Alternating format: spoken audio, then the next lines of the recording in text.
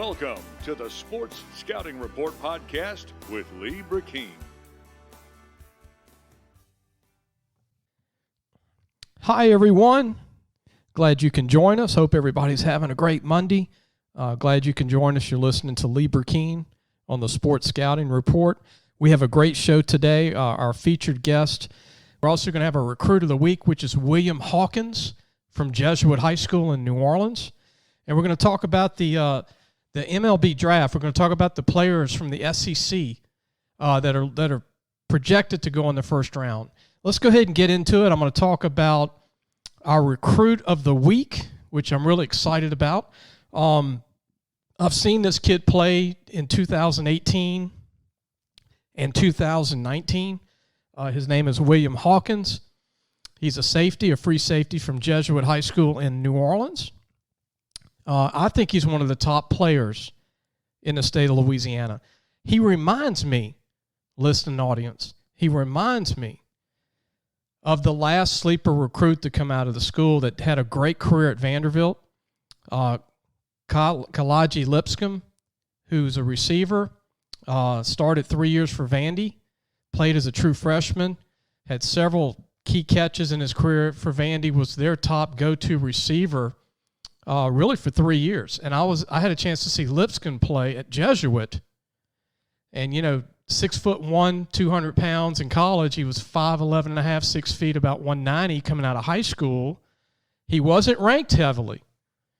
But I remember telling college coaches, this kid Lipscomb is going to be a great college player. I think he's going to do great at Vandy.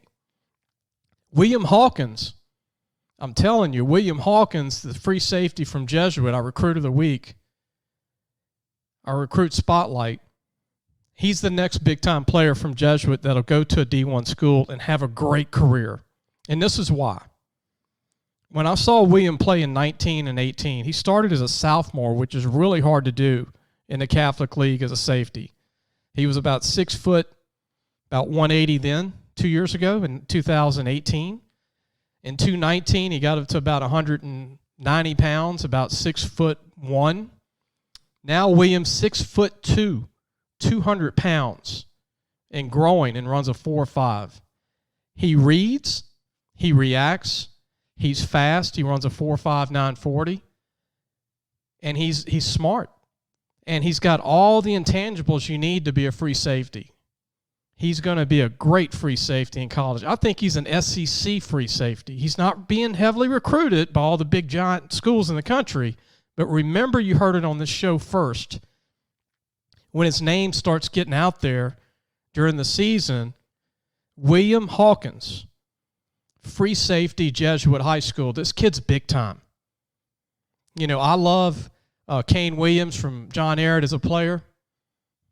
I like Sage Ryan as a strong safety from Lafayette Christian. I like this kid a lot from Jesuit. Big-time talent. Big-time talent. I think the head coach at Jesuit would agree with me. I think a lot of people that go to the Jesuit games know he's a big-time player. But I think this kid will be a starter for 3 years, D1 football, and have a chance to play as a true freshman. And he's very physical. Like he doesn't miss tackles. He reacts, he reads, and he's big time. He's now filled out into his body. He's a big kid now. And I think he's going to be an incredible player. Now, you got to realize another player that came out of Jesuit a few years ago didn't get recruited heavily till late in his senior season, Deion Jones. And I saw Deion play. Deion weighed 195 pounds, soaking wet, 6'2", but ran a 4.45 40 and grew into this 230-pound linebacker at LSU. And look what he's doing for the Atlanta Falcons. He's played the Saints twice. That's probably the only bad thing, but he's an incredible, gifted player that was under the radar coming out of Jesuit. So Jesuits had some great players come out that were not heavily recruited their whole time in high school. And this is in the Foster Morrow is another one from LSU, a tight end. We had Foster on the cover of our magazine going into his senior year in June. We took the picture in late May, June. And all the D1 schools started coming around in September. But Foster Morrow was another one that wasn't heavily recruited till late in recruiting. 6'5", 240-pound tight end that had a great career at LSU. And now with the Oakland Raiders, he's doing really good. Got hurt this past year. Look for him to be really good again in 220 for his third year. Foster's going to be a heck of a tight end for a long time in the NFL if he can stay healthy. A great player.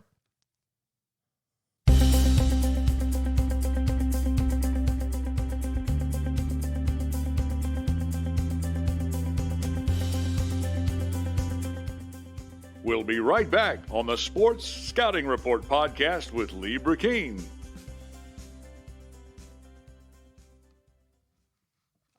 Hello, Sports Scouting Report fans. Like what you hear? Well, you're going to love our content at LAFootballMagazine.com. This week, check out recruit spotlights on St. Thomas More wide receiver Jack Besh, who is committed to the Vanderbilt Commodores, St. Charles Catholic outside linebacker Manuel Jean, who is one of the best players at his position, and Terrebonne defensive tackle Mason Smith, who is regarded by many as the top 2021 recruit in the state of Louisiana. Also, make sure to listen to not only today's podcast, but this past Monday's as well.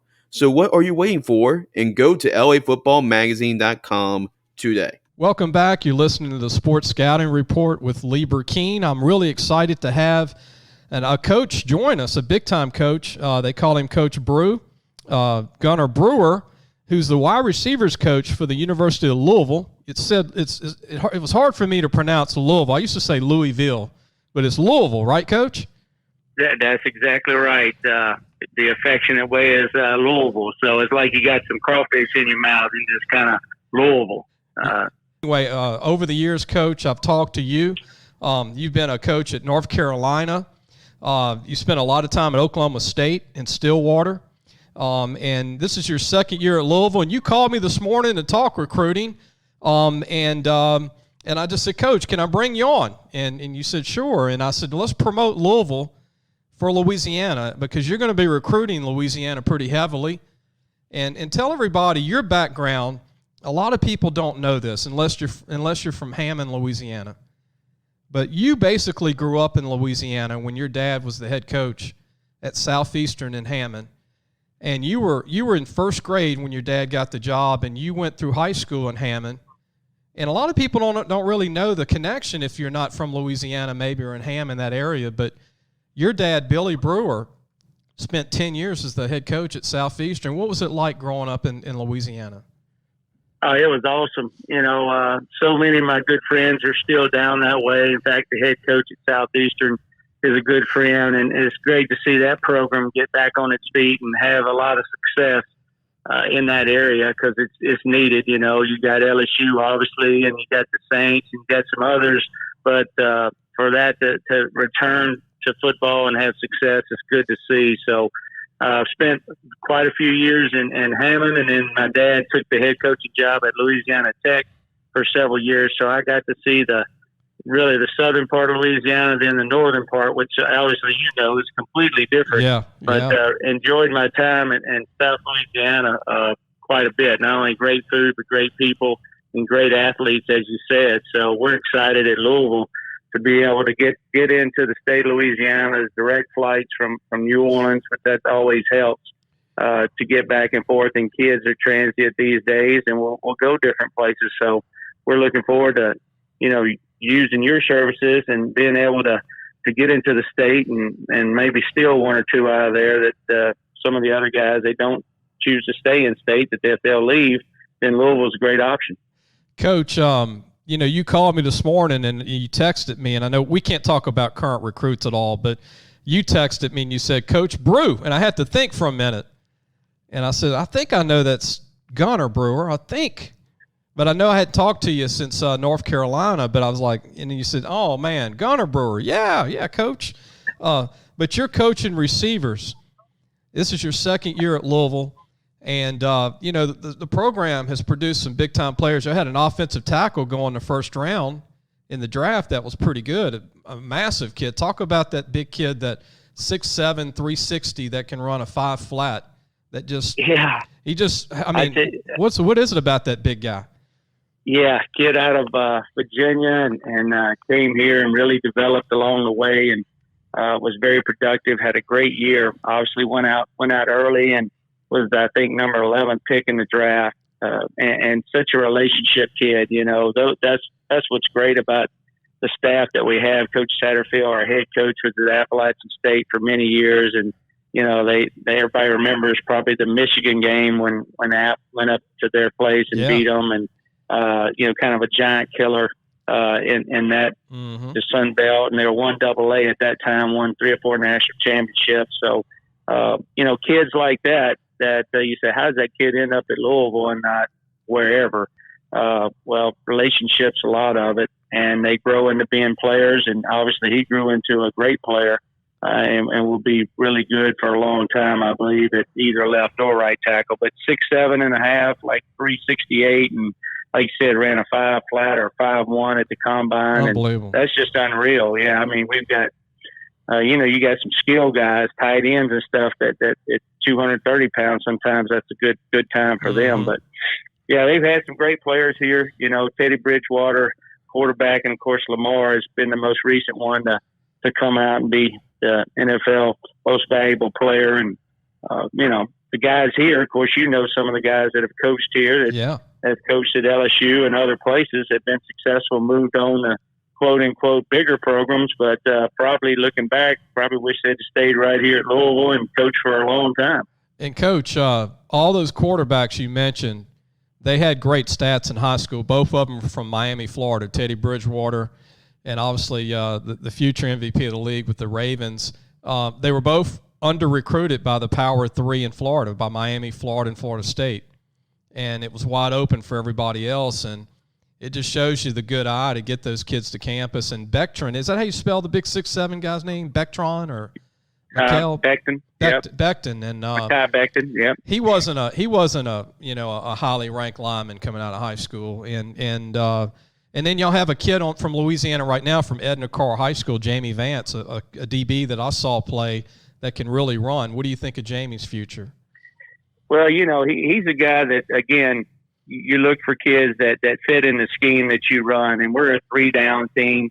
So we have that extra DB or nickel Sam and that rover, and then you got to put an extra corner in the game. So those guys, for us, we need guys that can run. They may be a little bit undersized, but then they grow all of a sudden and say, where'd that guy come from? How did he get out of, Edna Carr, such a great program? Well, because maybe at that time he was only 168 pounds, and you look back and, he's 185 by the time he gets out of here in strength and development program. And that's just the way things are. And there's so many kids in the state of Louisiana, as you know, great players that are under-recruited or at small high schools that may be playing out of position. And you in your service do a great job because you see them in person. You get the opportunity to go to their school and talk to them and really get to know them in relationship instead of some of these places that you just get a list and some stars by it, and the guys that never seen them, talk to them, don't know the high school coach. So we try to get involved with the kids' life and find out what their meaning in life is and what they want out of it. And if it's a good fit, then we go with it. We don't mind developing players relationship-wise and athletically because they, like you said, Teddy and those guys turned out to be pretty good here and great for the program too. We're talking to Coach Gunter Brewer, the wide receivers coach from the University of Louisville in Louisville, Kentucky. Coach, it's very interesting. I've been to Louisville. I worked with Coach Craig Thorpe when he was the head coach, Petrino. It's only 45 minutes from Lexington, and then you're only a little over an hour to Cincinnati. And like you said, you're in other parts of Ohio, and it's a great fertile ground, but you don't always get those skill players in that area, so that you have to come to Louisiana and Florida and these other states that have a lot of great skill players, right? That's exactly right. We got our staff is basically all from the South and Mississippi, Louisiana, North Carolina, things of that nature. So our guys have relationships down that way and will continue it. And we know what great players and what speed that, those states bring, especially Louisiana, all the great high school players, whether they've gone to Colorado. I mean, you can name people that have left the state. And, all the schools in the state can't take them all. There's only so many scholarships available. So they got to go somewhere. So we'd love to see them come our way. But the great thing is that Louisville is a great central location. You're an hour from Cincinnati, like you said. We're 2.5 hours from Nashville. We're 99 miles from Indianapolis. So we're kind of in the center. We're in the south, but we're close to right at the border of Indiana. So you get a little bit different flavor. Muhammad Ali, this is his town. Yeah. It's 1.2 million people. So it is still a city, but it's still 10 minutes out. You can be hunting and fishing, or in the city, you can be going to concerts and doing, some special things at the Derby. They got some pretty good horse racing right here in Louisville. So I'm looking forward to the Derby coming up, here pretty soon. We're talking to Coach Gunter Brewer, the wide receivers coach from the University of Louisville in Kentucky. Coach, Louisiana people would want to ask me this. I just know they would. But name, and if it takes you a second, it's okay, but name your top 3 Louisiana foods when you lived here. Well, that's easy for me. Crawfish is 1. Any kind of etouffee is going to be 2, whether it be shrimp or crawfish, and gumbo would be 3. So can't go wrong with those, Coach. No, I was just down in Destin, so we went to A-Bears, which is a Louisiana-based company that actually ships a lot of stuff out. And when Craigthorpe was in Tulsa, there's one in Tulsa. Of course, everybody doesn't know how to pronounce it because Herbert's or they butcher the name. So I have stuff flown in all the time, and my next door neighbor is actually from Louisiana, and he's the winningest jockey in the history of Churchill Downs. Oh man! So so he'll have some. Their people will drive up all the time and bring some fresh seafood and boudin, and I mean, there's not anything in Louisiana. I mean, po' boy to you name it. I mean, it's all good.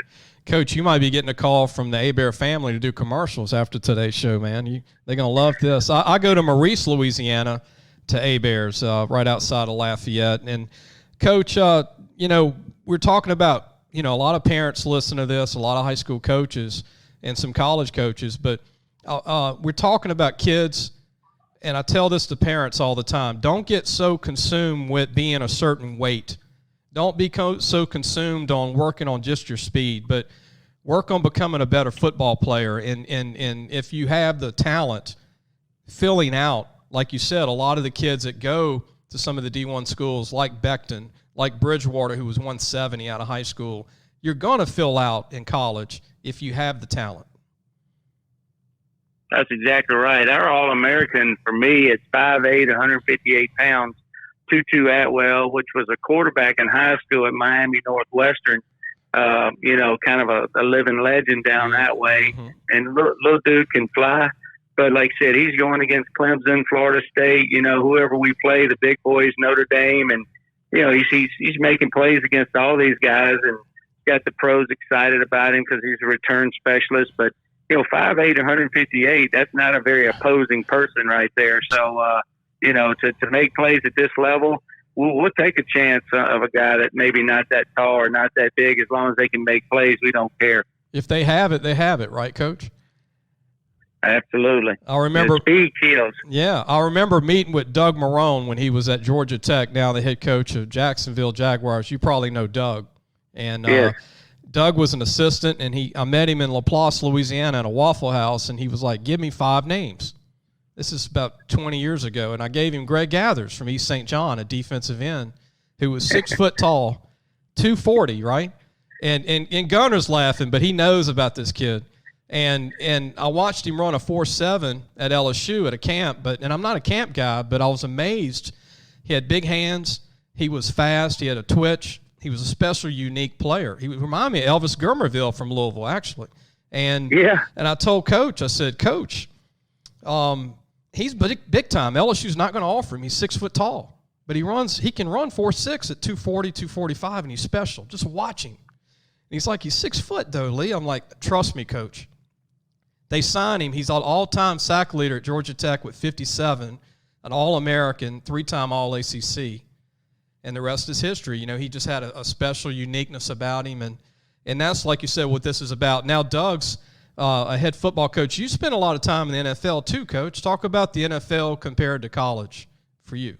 Well, the level of play is obviously the best in the world, and that's what makes it so good. But kids come from all over.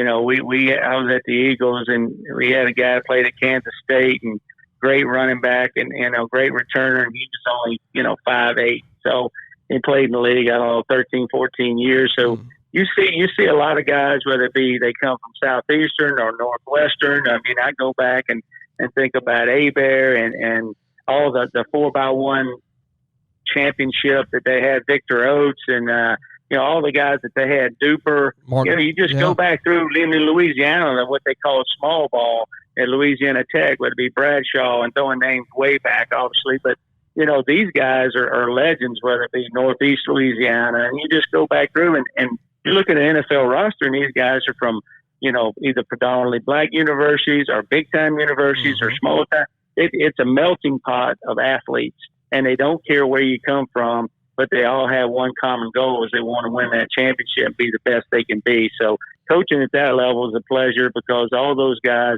you don't have to worry about motivating those dudes at all. They take care of their bodies, they work hard.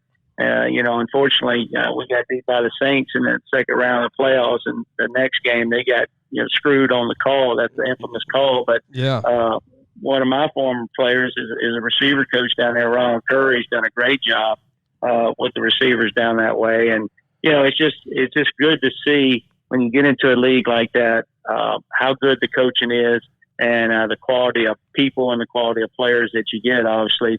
But it's a lot of fun. You don't have to recruit. You just draft them, which is a little bit different. Our job's a lot harder in college because you got to find those diamond in the rough. But so do they. The scouts do a good job, and kind of similar to college coaches, they go anywhere and everywhere and find guys like you just talked about. Well, he's only 6 feet. Well, how can he play in the NFL, or how can he play, in a big-time SEC, ACC program? Well, they got something you can't measure, and that's heart. You can measure the intangibles, and guys like you, they got an eye for talent. You kind of see it because you see them more than probably they do, and you get into their mind a little bit and know what they're made of. Yeah, and Coach, speaking of Ronald Curry, speaking of a find, he was a receiver in the pros. You probably didn't think I knew that, but a quarterback at UNC, right? Exactly right. Yeah. It's a unique story. He was a Gatorade Player of the Year in football and basketball coming out of high school. Allen Iverson, he and Vic, you could throw a stone and hit all three high schools if you had a really good arm. But within that circle, you had all three of those guys basically in the same, close to the same time period. Because Iverson was a high school quarterback, and they won the state championship. Of course, Vic and Curry were both, but all three in the same area. It's kind of unique. Yeah, that is. Virginia was putting them out at one time, and they still have great talent right now. They have more talent, it seems, than ever before for a state. I remember, Coach, when Mississippi only had 10 D1 prospects 20 years ago. Now they have 100. It's just changed. Yeah. And it used to be just Jackson, right? You'd go to Jackson, Mississippi only. Now it's the whole state. The coast was good a little bit, but now it's everywhere in Mississippi. And Louisiana's kind of changed a lot too. It's not just New Orleans. It's the whole state of Louisiana, North Louisiana. Coach, I think they're going to be happy hearing you today up in Shreveport and Monroe and Natchitoches. And then we have our South Louisiana crowd. But, Coach, one last question for you before you go, and I know you're busy with the team, but what is the biggest challenges ahead for the coaches and all the college teams in the country? Y'all are just getting back. The kids are just getting back, and you can't be with them. Your strength coaches are in charge of them right now. But what do y'all think right now are the biggest challenges ahead to get these guys in shape and to get back to normal? Well, Lee, you mentioned it. The biggest challenge is not being with them. They're having the same issues at the pro level. We're so competitive as coaches and players, and it's the biggest and the greatest team sport probably ever created. So they want that unity. Right now, we were the first university to bring back kids. We've got 41 on campus right now, and 30 more coming in a couple of weeks. The competitive nature, and we're all humans. We want to be around those other humans, and we want to compete. So that's the toughest thing. That we had a team meeting last night. We're in a stadium, and we're socially distanced, and we're wearing masks, and we're still outside and trying to follow all the rules and regulations. So it's a challenge to get this thing done as a team instead of an individual sport like tennis or golf, where you can keep that social distance. In football, you're going to have to tackle somebody, catch, and you're going to get real close to somebody real quick. So we'll see how it goes, but we're excited, and we're one of the first to do it. So hopefully we'll be none of our guys, thank God, tested positive. So I know that young people going to be young people, and they're going to get around other people. We're social animals, so Yeah. let's get out there and mix it up and see what happens. Coach, don't hang up, but I appreciate you coming on the show today. And look, if you're a parent listening or a high school coach, Gunter's coming, man. He's going to be recruiting Louisiana hard. He's looking for players at all positions. He's the receivers coach from the University of Louisville in Kentucky, Gunter Brewer. Gunter, thanks for joining us, and we're going to take a commercial break. Coach, stay with us so we can talk, and we'll be right back. Parents, are you looking for advice on getting your high school athlete recruited by the right college? Lee Brecheen is your answer. Lee has been doing it for over 30 years. He knows the ropes, and more importantly, he knows the people. Lee offers turnkey service from evaluation, creating highlight tapes in the correct format, and complete guidelines for effective communication with the schools.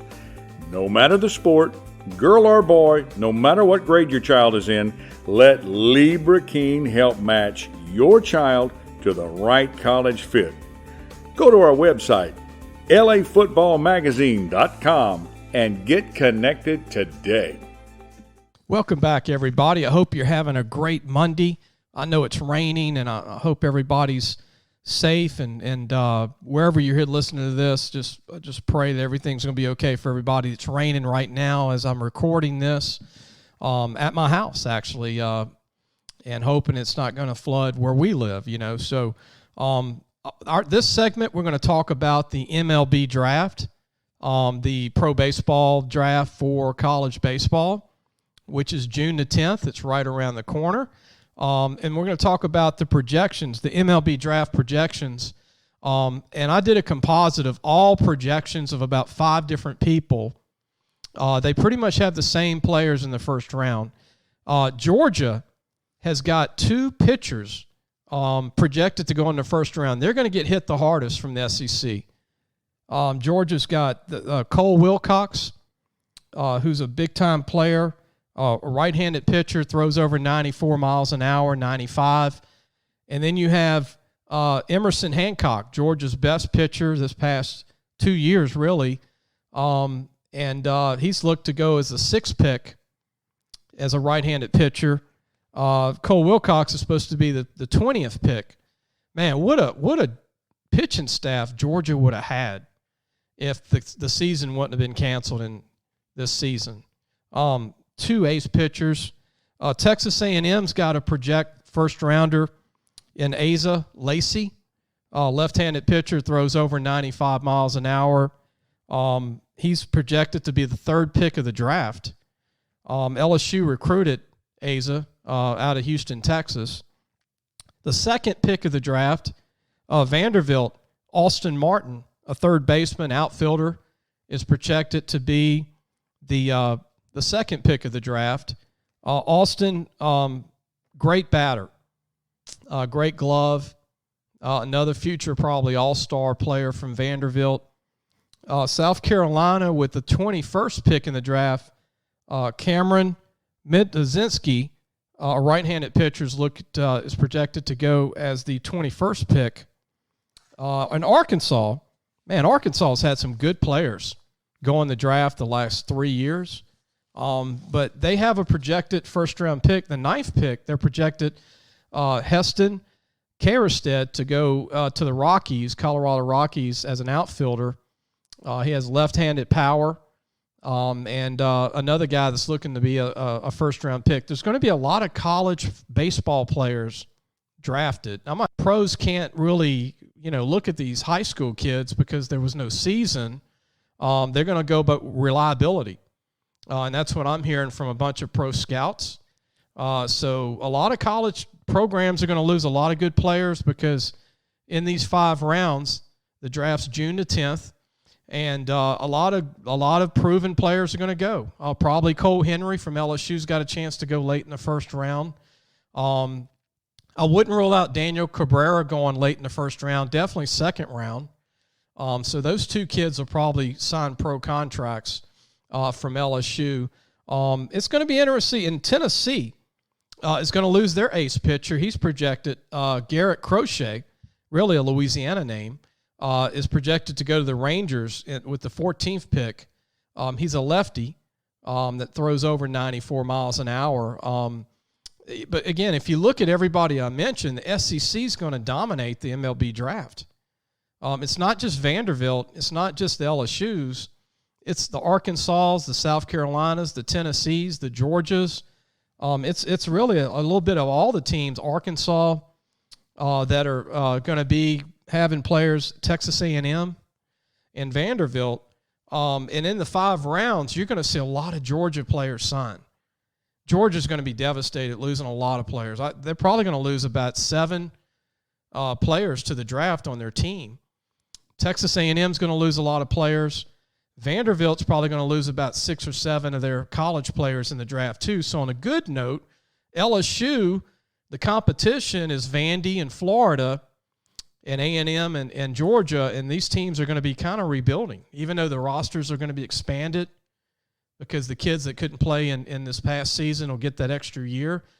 You lose these great players like this, it's going to be tough. Now, Vanderbilt will be the only school that won't have trouble replacing anybody. They're going to sign their whole freshman class probably, and they won't miss probably 2 or 3 of these guys that go in the first 2 rounds.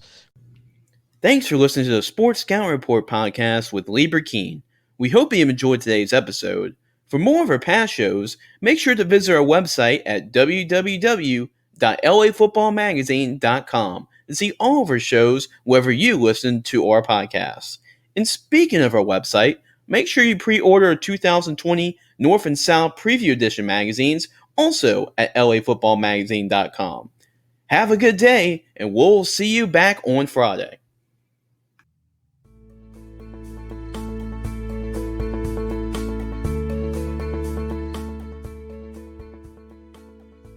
Thanks for listening to the Sports Scouting Report podcast with Lee Brecheen.